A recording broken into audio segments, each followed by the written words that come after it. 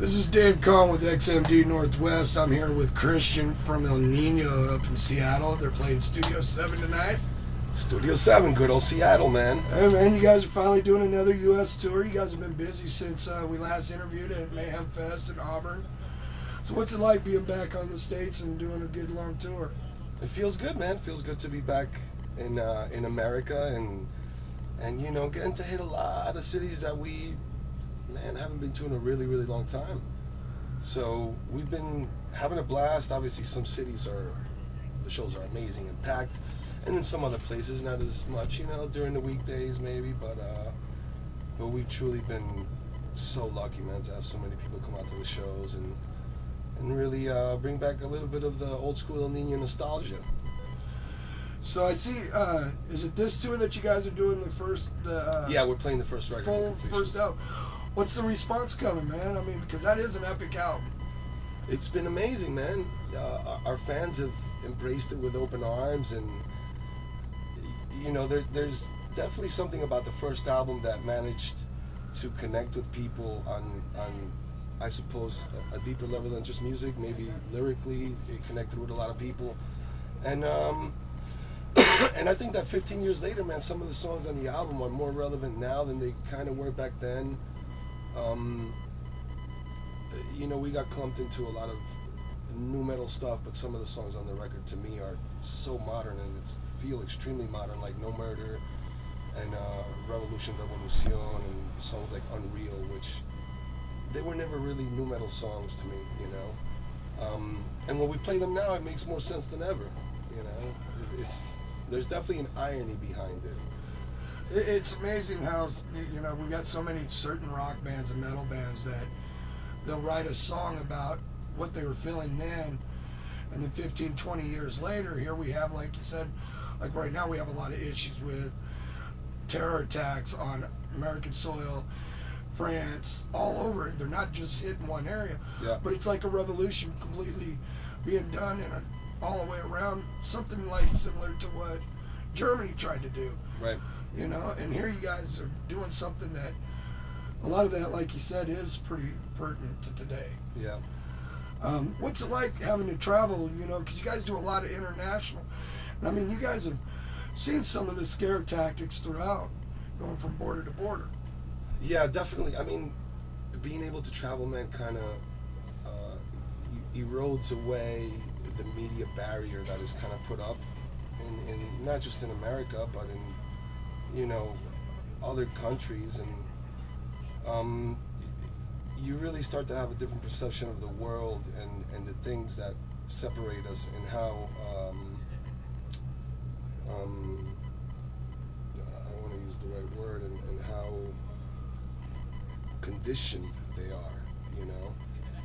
And I think that in the United States of America and some countries in Europe, it's a very particular situation going on, because, you know, living in a free society, in a society that allows freedom, or freedom to believe what you want, the freedom to love who you want, freedom to technically live without oppression or prejudice, you know, in this world, it's a beautiful thing, and it can also be a very dangerous thing, depending on, you know, the beliefs of certain people. And I think that there's this huge learning curve that we're going through as human beings in civilization, with trying to accept differences amongst each other.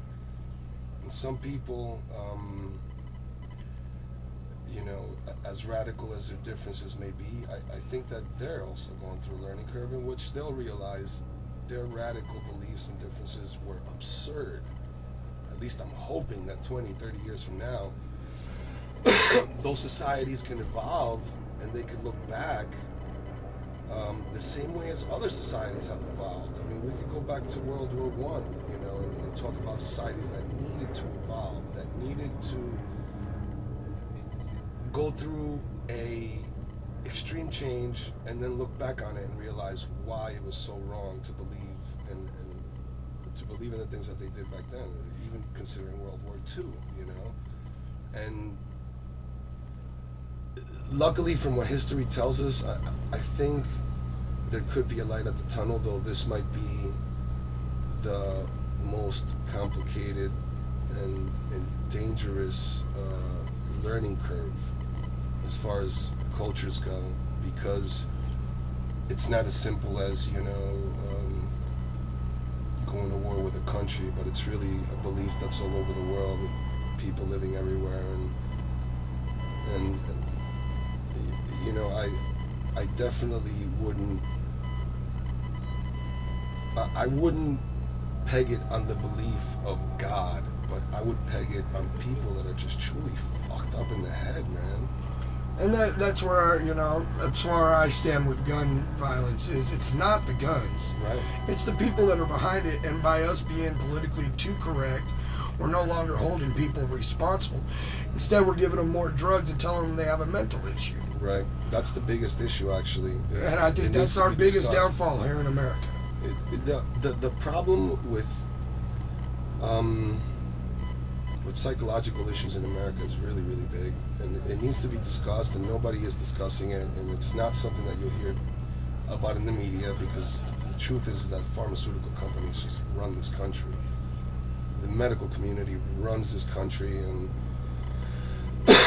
you know, the billions of dollars that are poured into political campaigns from the medical world, you know, would baffle the normal human being.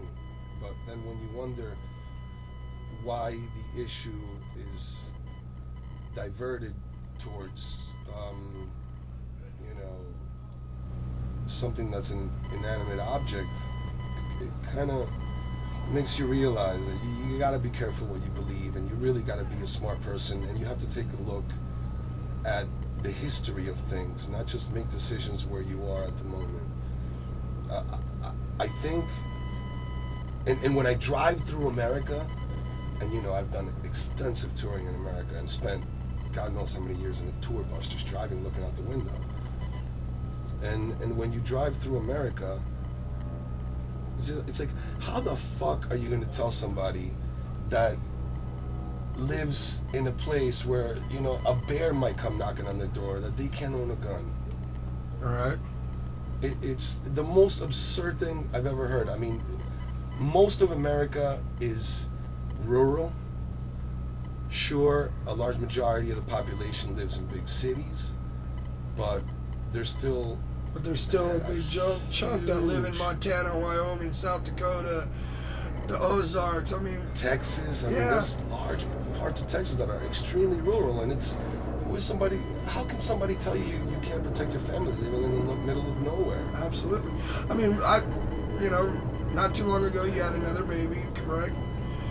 And I've been seeing the pictures, and you're definitely one of the proudest dads I've seen out on tour. I love seeing it, man. Me being a grandfather, I know what you feel like. It's a trip to me, man. It's the first time I've ever raised a child, so it's like, whoa, this is amazing. Wow. So do you ever take the child on the road with you and do things that you like to do, or? Not yet. I mean, she's still a little bit too young to, I think. Because she's, you know, 28 months old, 29 months old. I think that she needs to develop a little slower than society wants our kids to develop. Absolutely. Nowadays. And more simple things, you know. Not. I don't think she's ready to like hit the road. And yesterday we were in Vancouver in an alleyway full of hypodermic needles on the floor. And, I don't think she's ready for that. She's a kid. She's a child. That means you're a true dad, because there's some dads out there, they want to be part of it every day, and when they go out to tour, they take them with them. They don't realize that can be very detrimental to them. Yeah. You know, and I'm a firm believer of what you're saying. Yeah. I mean, maybe when she's older, understands a little bit more, or can, where I know that if we were under a certain situation, I could explain to her what is going on, she would understand. Then yeah, but being a child, being a kid, so innocent, man, I definitely don't want to deteriorate that experience for her. Gotta know, man. What's the plans for the rest of this year after this tour? I mean, is there going to be another epic album coming out? We definitely are going to be working on an album that I hope is going to be a definitive El Nino album. I know that we say that a lot, and with every new album, we try to do the best we can. But I think in doing this 15-year anniversary tour and in reminiscing the music and the lyrics that actually really help people connect to the band for the first time, and also reminding ourselves how that album was done. It was done with time. I mean, some of those songs in the first album, you know, I wrote 3, 4, 5 years before we even became a band. They were like songs I had sitting around for years of playing in other bands. So it takes time. I feel like we can't rush an album. We could certainly rush the recording of it, because we shouldn't be thinking about too much how, you know, to put down the songs and you know, doing 10 million takes for things. It should be raw emotion, go for it. If it's not right, you go for it again, but you really focus on what that performance is. And our first album was done pretty much like that. It was analog. So you're more tape. into the Slayer style, the early stuff where they just went in. It's almost one take. We know what our music is. Let's put our heart and soul into this and absolutely give the fans what they deserve. Absolutely. I mean, the last record we did, a lot of people say that, you know, the vocal performances on it were great, and it was the quickest record I've ever recorded.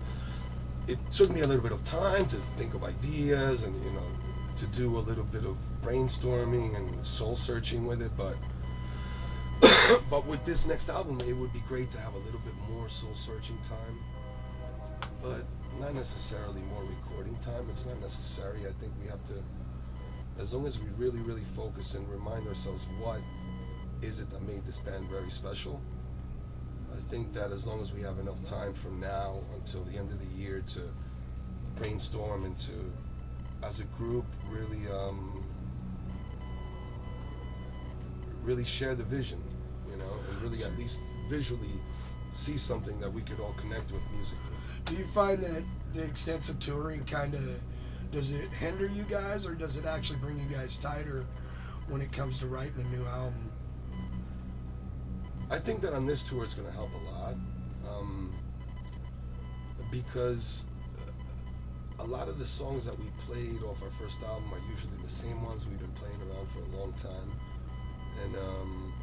and the irony is that the songs that we haven't played in like 15 years are the ones that have the most relevance nowadays. You know, like even rhythmically, melodically, lyrically, you know, like I said before, Revolution, the track, No Murder, the actual song. Nothing's Clear. Those songs to me definitely have a lot of relevance nowadays.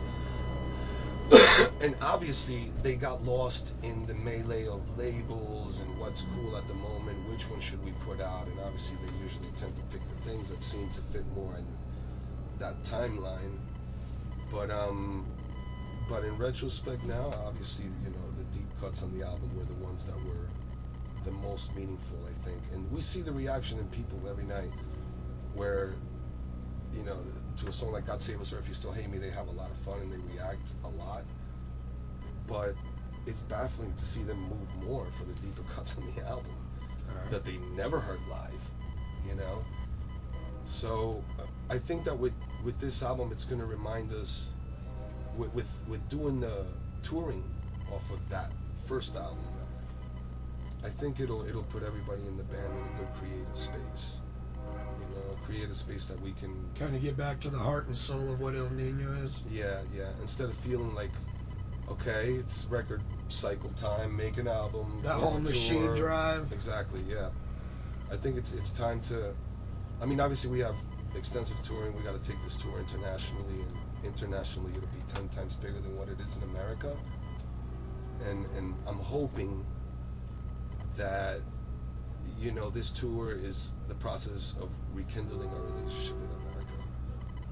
And not necessarily that us in America broke up, but for a long time we stayed internationally because there was severe change in the music industry, and it wasn't just bands like us. Hatebreed went away for a long time in America,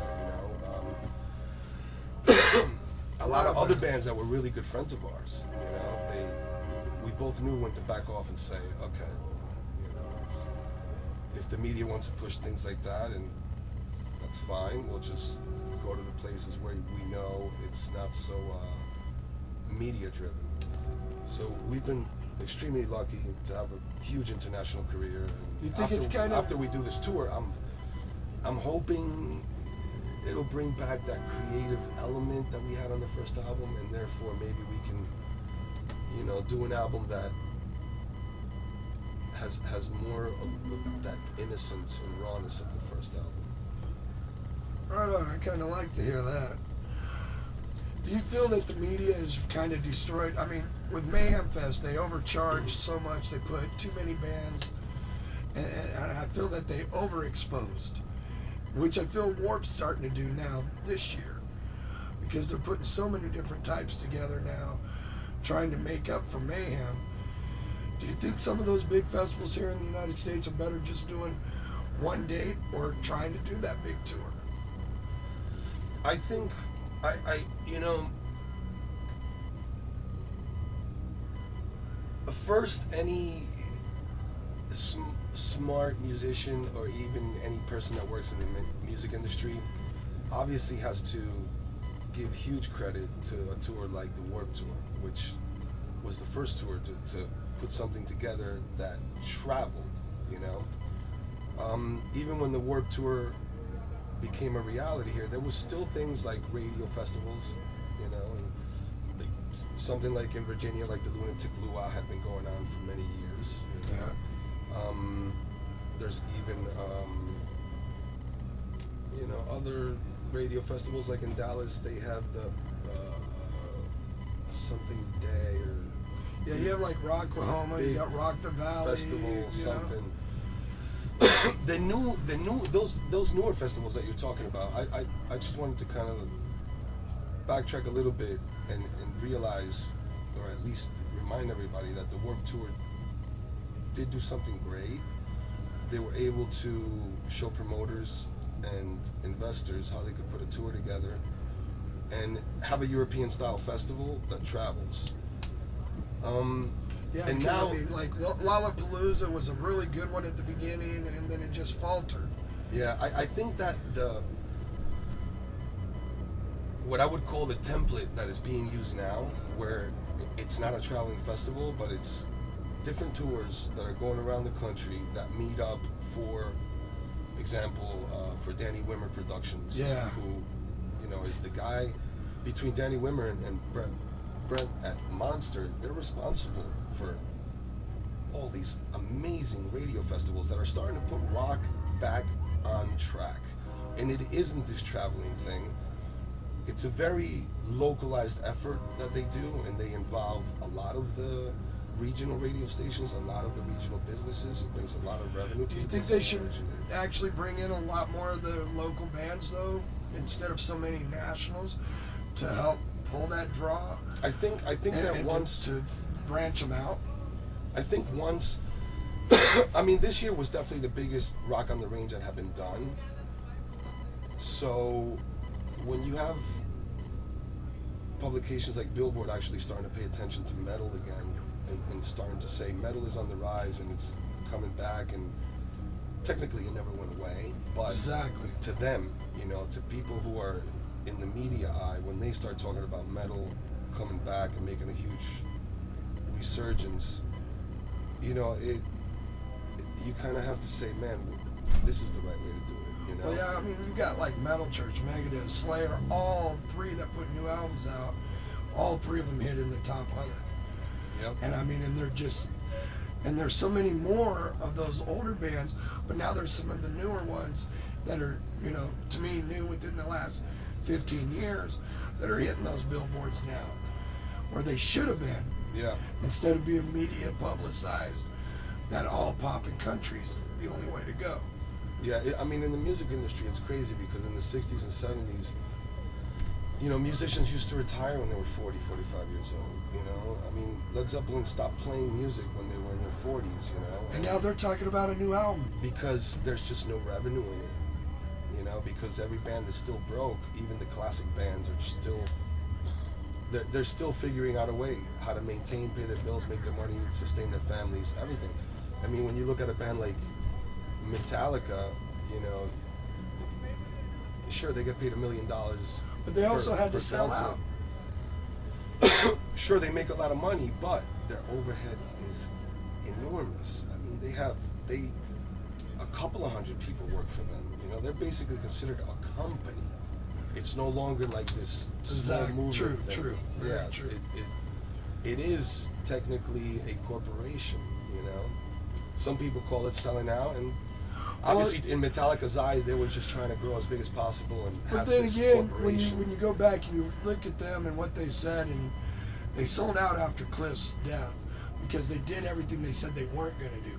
They made videos for MTV. Right. They all of a sudden wanted to be radio friendly. Right. And to me, that was selling out. And then suing, I understood suing Napster, but then going after your fans, there's a limit that you go. Yeah. Although fans need to support music more than anything, because as we both know as a musician, it's hard to be out here. It's nearly impossible for You new know, artists to actually come out of the circle, you know? Exactly. And so I always push that people should buy the product, never download it unless you're paying for it. It's just not right. You know, even with me doing reviews for labels, I still, when I go to a show, buy the hard copy because I want to read the inserts. Right. I get off to reading the inserts. I love them. I love to see the photography, the work that's done in it. You know, I like to see what the band put into it. Well, the truth is that from a consumer point of view, you know, the labels have made the mistake in ignoring the visual attraction that attracted so many people to music in the 60s and 70s and 80s, you know, before there was downloads.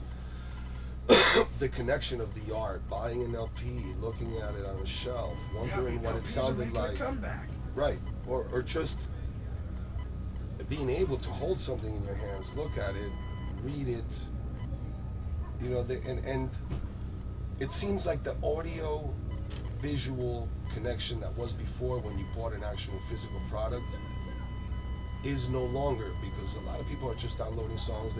Some people don't even know what the record cover might look like. They might just download a song and, you know, look for the lyrics online, but there definitely isn't this audio and visual connection that used to be, which I am hoping that things like I'm hoping technology is starting to catch up with things like, you know, what are you called when they put on those new glasses where you could see things and movies? Oh, virtual reality. I'm hoping that the innovation in virtual reality, I'm hoping that labels are going to be smart enough to take that in and embrace it and bridge the gap between visual and audio again, in a world that perhaps albums